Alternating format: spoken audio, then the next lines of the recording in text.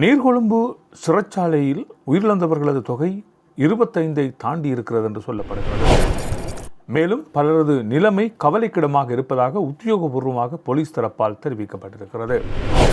அது தவிர 200க்கும் மேற்பட்ட போலீஸ் அதிகாரிகள் பாதாள உலக குழுக்களிடமும் இந்த போதைப்பொருள் ஆசாமிகளிடமிருந்தும் லஞ்சம் பெற்றிருக்கிறார்கள் என்று அதிர்ச்சிகரமான செய்தி ஒன்று இன்றைய தினம் வெளியிடப்பட்டிருக்கிறது. இவைகள் தொடர்பாகத்தான் இன்றைக்கு ஆராயப் போகிறோம். வாருங்கள் காணொளிக்குள்ளே செல்லலாம்.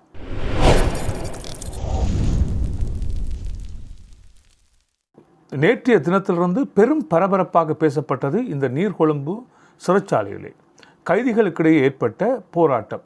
இரு தரப்புக்கிடையே ஏற்பட்டதாக சொல்லப்படுகின்ற பெரும் பிரச்சனை முற்றியதால் இங்கே பெரும் பிரச்சனை ஏற்பட்டது என்று சொல்லப்படுகிறது.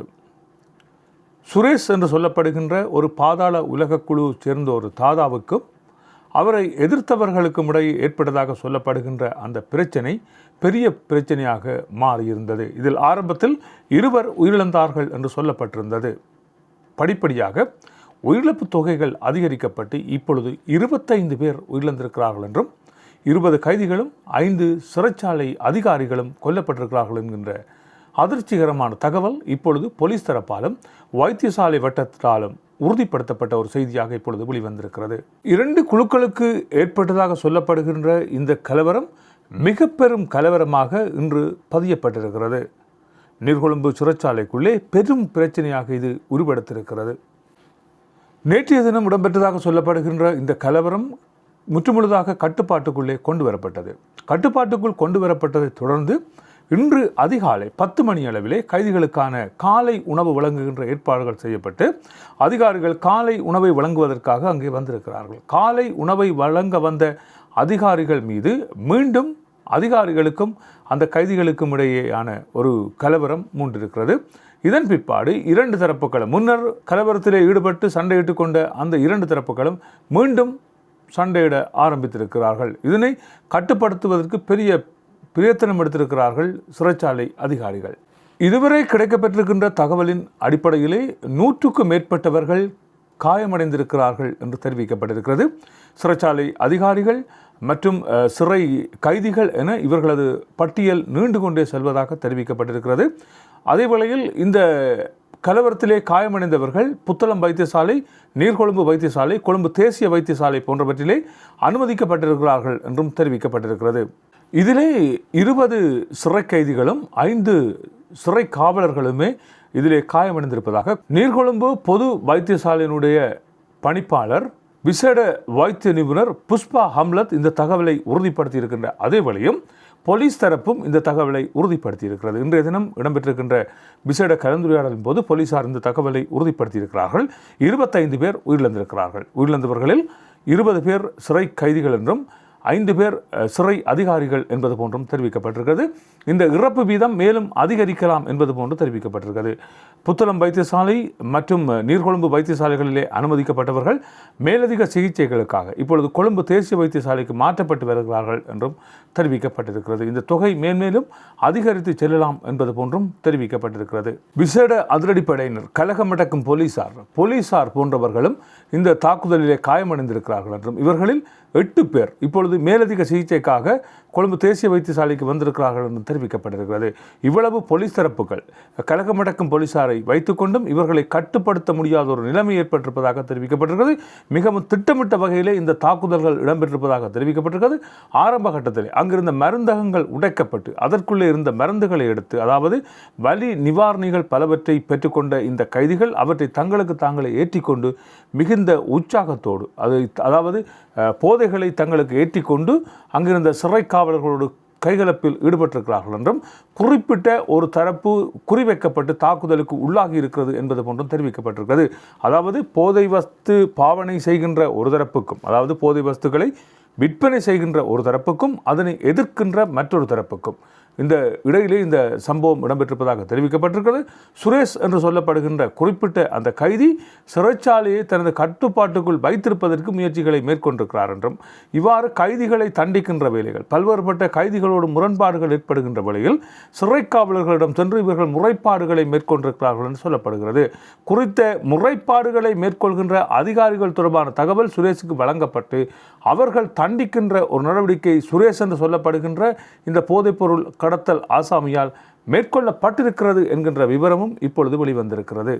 ஆரம்ப கட்டத்திலே முருகல் நிலை ஏற்பட்ட வேளையில் கலகமடக்கும் போலீசாரும் சிறை காவலர்களும் மிகுந்த சிரமப்பட்டு இவர்களை அடக்குவதற்கு முயற்சிகள் மேற்கொள்ளப்பட்டாலும் அவர்கள் அவற்றிலிருந்து தப்பித்து கொண்டு அங்கிருந்த உடற்பயிற்சி கூடத்தை உடைத்து அங்கே இருந்த இரும்பு ராடர்களை எடுத்துக்கொண்டே தாக்குதலுக்கு பயன்படுத்தி இருக்கிறார்கள் என்று தெரிவிக்கப்பட்டிருக்கிறது. இப்பொழுது நிலைமை கட்டுப்பாட்டுக்குள் கொண்டு வரப்பட்டிருக்கிறது என்று சொன்னாலும் கூட சிறைச்சாலைக்கு வெளியே பெரும் பதற்றமான சூழ்நிலை இப்பொழுது உருவாகியிருக்கிறது. சிறை காவலர்கள் அங்கிருந்த அதிகாரிகளை தாக்கிவிட்டு பிரதான வாயிலை உடைத்து கொண்டு வெளியேறுவதற்கான முயற்சிகளை மேற்கொண்டிருக்கிறார்கள் என்றும் தெரிவிக்கப்பட்டிருக்கிறது. அதே வேளையில் சிறைச்சாலைக்கு வெளியே இந்த சிறைச்சாலையிலே தடுத்து வைக்கப்பட்டிருக்கிறார்கள் சொல்லப்படுகின்ற 1800க்கும் அதிகமான கைதிகளது உறவினர்கள் வந்து பெரும் பதட்டமான சூழ்நிலை வெளிப்புறத்தில் உருவாகி இருக்கின்ற அதே வேளையில் சிறைச்சாலையினுடைய கூரையின் மீது ஏறி பெண்கள் அங்கே ஆர்ப்பாட்டத்தில் ஈடுபட்டிருக்கிறார்கள். பெண் கைதிகள் இந்த ஆர்ப்பாட்டத்தின் காரணமாக கூரை இடிந்து விழுந்ததிலே பல பெண்கள் காயமடைந்திருக்கிறார்கள் என்றும் சொல்லப்பட்டிருக்கிறது. எனவே இப்பொழுது நிலைமை கட்டுப்பாட்டுக்குள் கொண்டு வரப்பட்டிருக்கிறது. இன்னும் ஒரு சில மணி நேரங்களிலே போலீசாரின் விசேட அறிக்கை வரும் என்று எதிர்பார்த்து காத்திருக்கின்றோம். ஏனென்று சொன்னால் மேலதிக உயிரிழப்புகள் ஏற்படக்கூடிய சாத்தியக்கூறுகள் இருப்பதாகவும் ஒரு பதட்டமான சூழ்நிலை அந்த பகுதியில் 30 வரை நிலவிக் கொண்டிருப்பதாகவும் தெரிவிக்கப்பட்டிருக்கிறது. எனவே மேலதிக தகவல்கள் கிடைக்கின்ற வேளையில் அவை தொடர்பான செய்திகளோடு சந்திக்கலாம். ஏனென்று சொன்னால் இந்த செய்திகள் வருகின்ற வேளையில் அவற்றை உடனடியாக உங்களுக்கு தருவதற்கு நான் காத்திருக்கிறேன். சரி, இதே வேளையில் 200க்கும் மேற்பட்ட போலீஸ் அதிகாரிகள் போதைப்பொருள் மாஃபியா மற்றும் இந்த பாதாள உலக குழுக்களிடமிருந்து மாதாந்த ஊதியம் பெற்றிருக்கிறார்கள் என்கின்ற தகவல் குற்றப்புலனாய்வு பிரிவால் இன்றைய தினம் வெளியிடப்பட்டிருக்கிறது. அவை தொடர்பாக பார்க்கலாம். இந்த போதைப்பொருள் மாஃபியாக்களை கைது செய்வது தொடர்பான பல்வேறுபட்ட விசாரணைகள் இடம்பெற்று வருகின்றன. அதாவது பலர் கைது செய்யப்பட்டு இப்பொழுது சிறையிலே இருக்கிறார்கள். ஆனாலும் கூட இப்பொழுது இருக்கின்ற இந்த சூழ்நிலையிலே இன்னும் எத்தனை பேர் இவற்றோடு தொடர்பட்டிருக்கிறார்கள் என்கின்ற விசாரணைகளை ஆரம்பித்திருக்கின்ற போலீஸ் தரப்புக்கு பெரும் அதிர்ச்சிகரமான தகவல் ஒன்று கிடைத்திருக்கிறது. என்னவென்று சொன்னால் கிட்டத்தட்ட 2000க்கும் அதிகமான நபர்கள் இந்த பாதாள உலக குழுக்களோடு இணைந்திருக்கிறார்கள் என்றும் அவர்களுக்கு ஆதரவாக செயற்பட்டு வருகிறார்கள் என்றும் தெரிவிக்கப்பட்டிருக்கின்ற அதே வேளையில் இவர்களில் 200 பேர் போலீஸ் அதிகாரிகள் என்பது போன்றும் தகவல் வெளியிடப்பட்டிருக்கிறது. அரச புலனாய்வு திணைக்களம் இந்த தகவலை இப்பொழுது வெளியிட்டிருக்கிறது. உண்மையிலே பார்க்க போனால் சிஐடி வெளியிட்டிருக்கின்ற இந்த தகவலின் அடிப்படையில் பார்க்கின்ற வேளையில் 2000 பேரில் 200 பேர் போலீஸ் அதிகாரிகள் எவ்வாறு இந்த 2000 பேரையும் கைது செய்வார்கள் என்கின்ற நிலைமைதான் இப்பொழுது பெரும் பிரச்சனையாக மாறியிருக்கிறது. பல்வேறுபட்ட போலீஸ் அதிகாரிகள் அரசாங்கத்திலிருந்து அவர்களுக்கு மாதாந்தம் ஊதியம் வழங்கப்பட்டு கொண்டிருக்கிறது. ஊதியத்தை பெற்றுக்கொண்டிருக்கின்ற அதே வேளையிலே மறுபுறத்தில் என்ன செய்திருக்கிறார்கள் என்றால் பாதாள உலக குழுக்களிடமிருந்து பெருமளவான பணத்தினை பெற்றுக்கொண்டு இந்த கைதிகள் தப்பிவிக்கின்ற விடயத்திலும் பாதாள உலக குழுக்கள் செயற்பாடுகளை ரகசியமாக வளர்த்திருக்கிறார்கள் என்பது போன்றும் தகவல்கள் இப்பொழுது தெரிவிக்கப்பட்டிருக்கின்றன. அரசு புலனாய்வு திணைக்களம் வெளியிட்டிருக்கின்ற தகவலின் அடிப்படையிலே இந்த பாதாள உலக குழுவோடு சம்பந்தப்பட்டார்கள் என்று சொல்லப்படுகின்ற செயற்பாட்டாளர்கள் அல்லது போதைப்பொருள் விற்பனையோடு சம்பந்தப்பட்டார்கள் என்று சொல்லப்படுகின்ற நபர்களை கைது செய்வதற்கு போலீசாருக்கு தகவல்கள் வழங்கப்படுகின்ற வழியில் அந்த தகவல்கள் உடனடியாக சம்பந்தப்பட்ட நபர்களை சென்று சேர்ந்து விடுகிறது என்றும் இதனால் அவர்கள் இந்த பிரச்சனைகளிலிருந்து தப்பிவிடுகிறார்கள் என்பது போன்றும் அரசு புலனாய்வு பிரிவால் தகவல் வெளியிடப்பட்டிருக்கின்ற அதே வேளையில் இவை தொடர்பான இப்பொழுது அரசாங்கம் ஒரு தீர்க்கமான ஒரு முடிவை எடுத்திருப்பதாகவும் தெரிவிக்கப்பட்டிருக்கிறது. பொது பாதுகாப்பு அமைச்சர் ஆனந்த விஜயபாலா இவை தொடர்பான ஒரு இறுக்கமான நடைமுறையை கையாண்டிருக்கிறார் என்று சொல்லப்படுகிறது. அதன் அடிப்படையிலே இப்பொழுது பல போலீஸ் அதிகாரிகள் கைது செய்யப்பட்டிருக்கிறார்கள் என்றும் ஒரு சிலர் குற்றங்கள் நிரூபிக்கப்பட்டு பணியிடை நீக்கம் செய்யப்பட்டிருக்கிறார்கள் என்கின்ற தகவலும் அவரால் இன்றைய தினம் அறிவிக்கப்பட்டிருக்கிறது. அதே வேளையில் இந்த பாதாள உலக செயற்பாடுகளில் ஈடுபடுகின்ற நபர்களாக இருக்கட்டும் அல்லது கும்பல்களாக இருக்கட்டும் இவர்களோடு இப்பொழுது இருக்கின்ற போலீஸ் திணைக்களம் எந்த விதத்திலும் சம்பந்தப்படக்கூடாது என்பது போன்று தற்பொழுது இருக்கின்ற அரசாங்கம் செயற்பாடுகளை மேற்கொண்டிருப்பதாகவும் தெரிவிக்கப்பட்டிருக்கிறது. அதே வேளையில் இதுவரை காலமும் மேற்கொள்ளப்பட்ட விசாரணைகளின் அடிப்படையில் கிட்டத்தட்ட 1000க்கும் மேற்பட்ட போலீசார் பணியிடை நீக்கம் செய்யப்பட்டிருக்கிறார்கள் என்பது போன்றும் இன்றைய தினம் அரசாங்கத்தின் உத்தியோகபூர்வமான தகவல் தெரிவிக்கிறது. அதே வேளையில் இவர்கள் மட்டும்தான் அதாவது போலீசார் மட்டும்தான் சம்பந்தப்பட்டிருக்கிறார்களா, வேறு அதிகாரிகள் சம்பந்தப்படவில்லையா என்று நோக்குகின்ற வேளையில் அவை தொடர்பாகவும் இன்றைய தினம் பொது பாதுகாப்பு அமைச்சர் ஒரு தகவலை தெரிவித்திருக்கிறார். யார் யார் போதைப்பொருள் கடத்தல் ஆசாமிகளோடு சம்பந்தப்பட்டிருக்கிறார்கள் என்கின்ற விவரங்கள் இப்பொழுது புறப்பட்டிருக்கின்றன என்றும் அவர்கள் தொடர்பான விசாரணைகள் அரசு புலனாய்வு திணைக்களத்தால் மேற்கொள்ளப்பட்டு வருகின்றன என்பது போன்றும் தெரிவிக்கப்பட்டிருக்கிறது. மிக விரைவிலே அவர்களும் கைது செய்யப்பட்டு இலங்கை ஒரு போதை அற்றோர் நாடாக மலரும் என்பது போன்று அவர் இன்றைய தினம் தகவலை தெரிவித்திருக்கிறார்.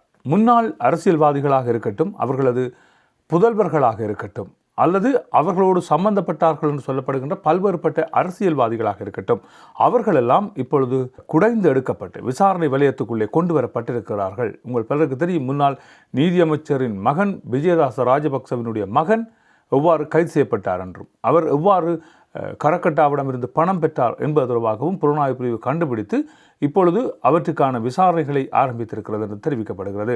அண்மையிலே அந்த கார் இறக்குமதி தொடர்பாக பல்வேறுபட்ட தகவல்கள் வெளியிடப்பட்டிருந்தது. யார் அந்த கருப்பு ஆடு என்று தேடி பார்த்த வேளையில் தான் அங்கேயும் ஒரு திடுக்கிடும் தகவல் வெளியாகி இருக்கிறது. என்னவென்று சொன்னால், நல்லாட்சி என்று சொல்லப்படுகின்ற அந்த நல்லாட்சியினுடைய கதாநாயகனாக இருந்த மைத்ரிபால சிறிசேனவின் மகன்தான் இவ்வாறு அரச சுங்க திணைக்களத்துக்கு பணம் செலுத்தாது காரனை இறக்கி சுங்க திணைக்களத்துக்கு நட்டத்தினை ஏற்படுத்தி இருக்கிறார் என்பது போன்று தெரிவிக்கப்பட்டிருக்கிறது. அரச செலவிலே உணவு உண்ணாமல் தனது வீட்டிலிருந்து உணவு கொண்டு வந்து கண்டீனில் வைத்து சாப்பிடுகிறார் என்று சொல்லப்பட்ட நல்லாட்சியின் கதாநாயகன் மகன் இவ்வாறு தந்தைக்கு ஒரு தலைகுனிவை ஏற்படுத்தி இருக்கிறாரா? விசாரணைகள் முன்னெடுக்கப்படுகின்றன. என்ன இடம்பெறும் என்பதை நாங்கள் பொறுத்திருந்து பார்த்து கொள்ளலாம். நல்லது உறவுகளே, மேலதிக செய்திகளோடு மீண்டும் சந்திக்கலாம். அதுவரை அன்பு வணக்கம் கூறி விடைபெறுகிறேன். நன்றி, வணக்கம்.